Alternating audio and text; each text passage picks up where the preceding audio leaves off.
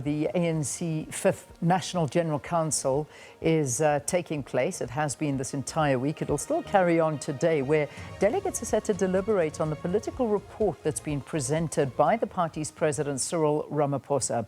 The midterm report presented by the Secretary General, Fikile Mbalula, and reports from Gwen Ramokgopa as well. Now, each formed part of the collective reflection on the state and the progress and renewal of the ANC. So let me hand it back to Sakina now. I think she's ready for us, and she's joined, I think, by a guest as well. So let me hand it to her, and we can get more from her there. Well, thanks so much, Leanne, and welcome back. And as usual, we have got, a proper program where we know who's coming at what time. Mahlengi Bhengu, the national spokesperson of the ANC, she's here to essentially take us through yesterday and give us a sense of what to expect today. Thanks so much, as you have done, coming through every morning. But let's start with yesterday.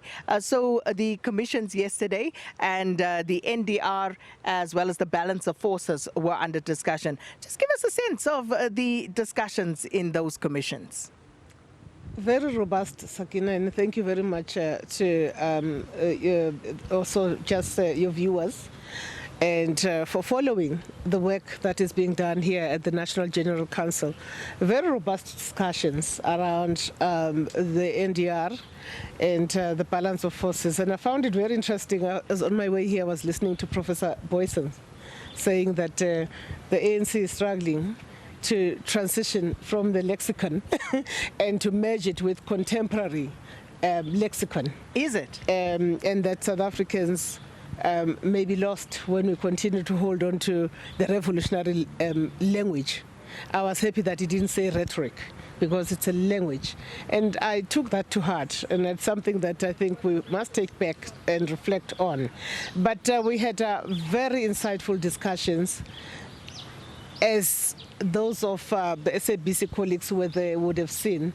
There was no one outside of commissions, and everyone was focused on the commission's robust discussions, some proposals emerging, and you will hear a lot about that during the course of the day, including proposals from the Veterans League, which are always radical proposals in terms of ensuring that the renewal agenda of the ANC sees the light of day.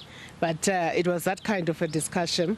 It will be ventilated at plenary, and discussions about our relationship with the South African Communist Party, and the discussion about dual membership and whether duality of membership is something that can still obtain beyond this point, given the fact that the South African Communist Party has made a determination through their own Congress resolution to contest elections independently.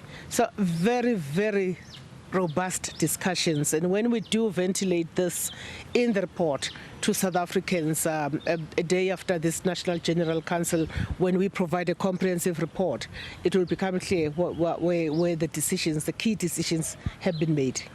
So speaking of the South African Communist Party, has the tripartite alliance run its course?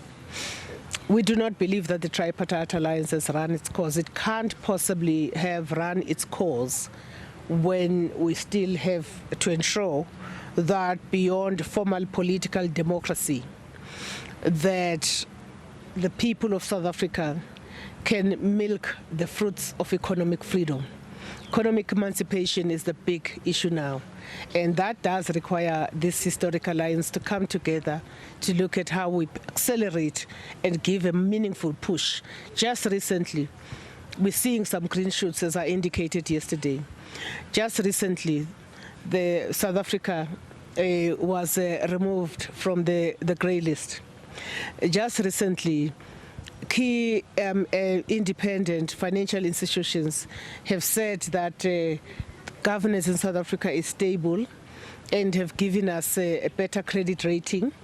We're seeing a lot of those things happening that are indicative of some turnaround that's happening in the direction of fixing the economy. How do you respond to those who do not attribute that purely to the ANC, but says it's because of the ANC being in an alliance with its partners in the government of national unity? Well, that is hollow.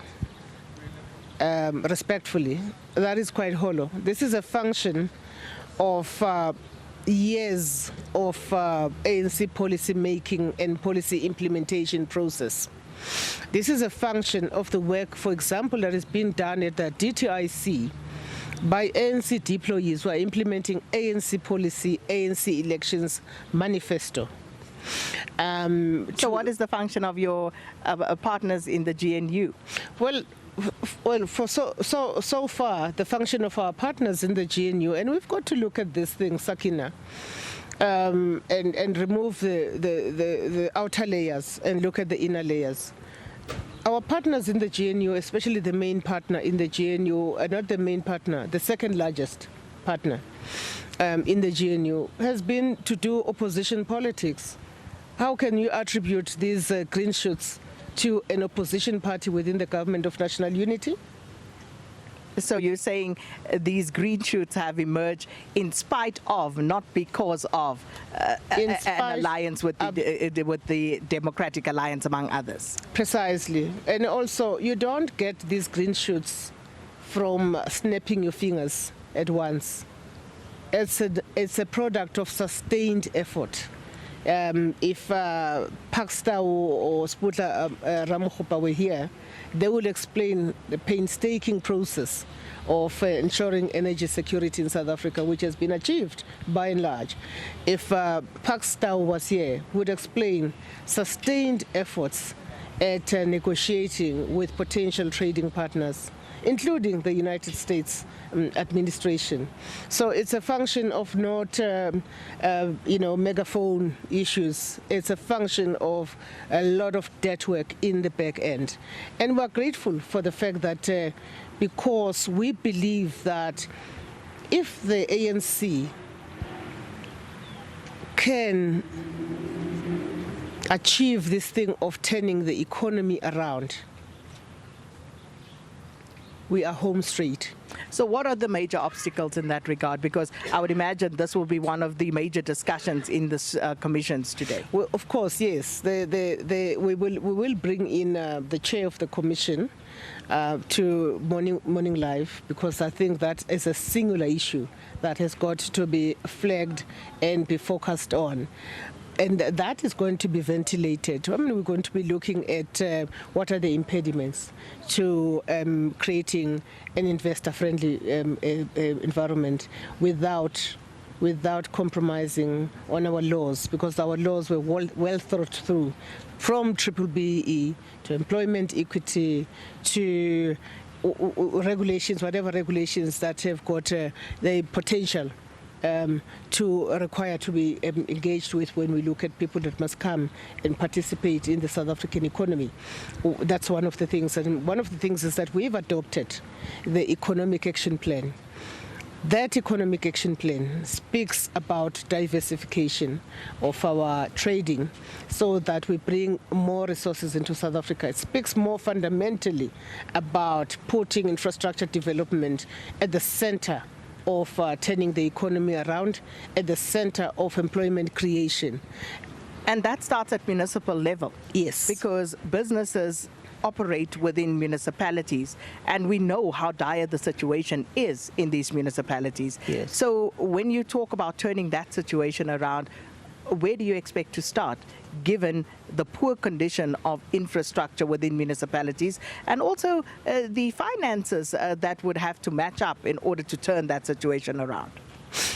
Well, we are looking at the IGR environment, intergovernmental relations environment, being the driver of how we approach infrastructure development. Municipalities are not going to be able to do it on their own. Government has got a massive program of infrastructure rollout, from rail to the ports, logistics, and what have you.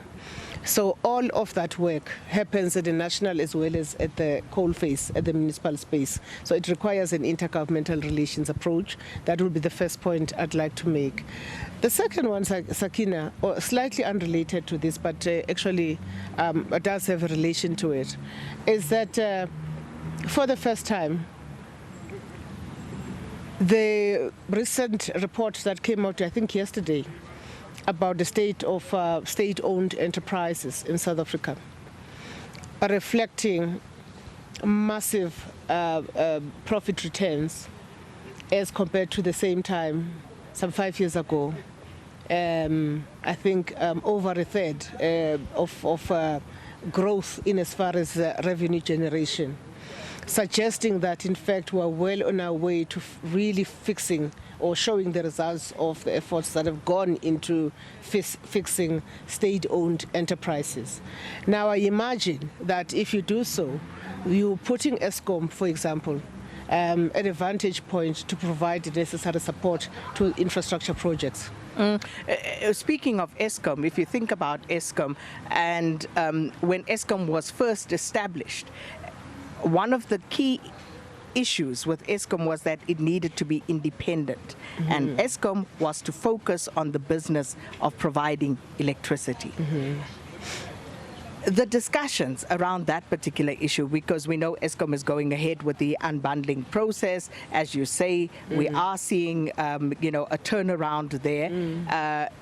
And there was also an announcement made about the ferrochrome smelters and deals being reached there, although it be provisional at this point, which is of course a good story. It's the right trajectory for where South Africa wants to go. But the reality still remains that there are issues. As I say, independence for once as a power utility to do what it is established to do, to get back to perhaps being a power utility providing the cheapest electricity in the world, as was the case not too long ago, in our lifetime, not so long ago.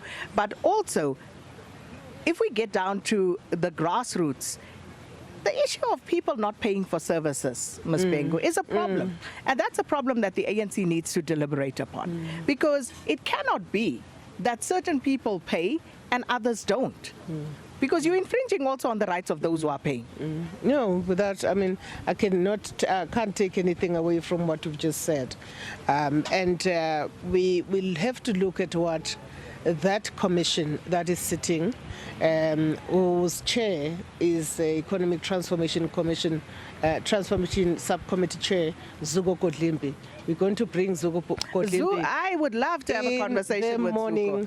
In the morning, and yes, he will respond to what is the temperature of that commission and of the National General Council in as far as payment for services. It's a campaign that we've rolled out in the past as the ANC, and I think the message for me from what you're saying is that that's a campaign that must go hand in hand with stabilizing Eskom, because the stability of Eskom is also largely dependent on a culture of payment for services.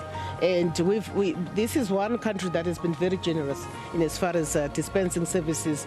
We're accommodating protesting residents saying we're not going to be paying for services. We've not paid for the past 15 years. Why must we start paying now? And I think there's a strong appreciation for the fact that that culture has got to be turned around. And again, it's a work of, you have to be methodical about it, because it is about behavior change. So you've got to work hard on campaigns that are promoting payment for services. The city of Johannesburg, for example, and the city of Ekurhuleni have been mounting those campaigns. They don't gain enough airtime, but I think we need to now level it up so that it becomes clear that the ANC is not in support of pockets in our society, because it's not everyone, pockets in our society that are wanting freebies at all costs. Well, that's the national spokesperson of the African National Congress, coming to you live from the 5th NGC here in Birchwood in Kempton Park. And we're going to leave it there for today. As you could hear, Mahlengi Bhengu playing it cards close to her chest. She's not going to get into specifics on the commissions, because she's going to leave it to the chairpersons to come and engage us, to give us more on what is being discussed in these commissions.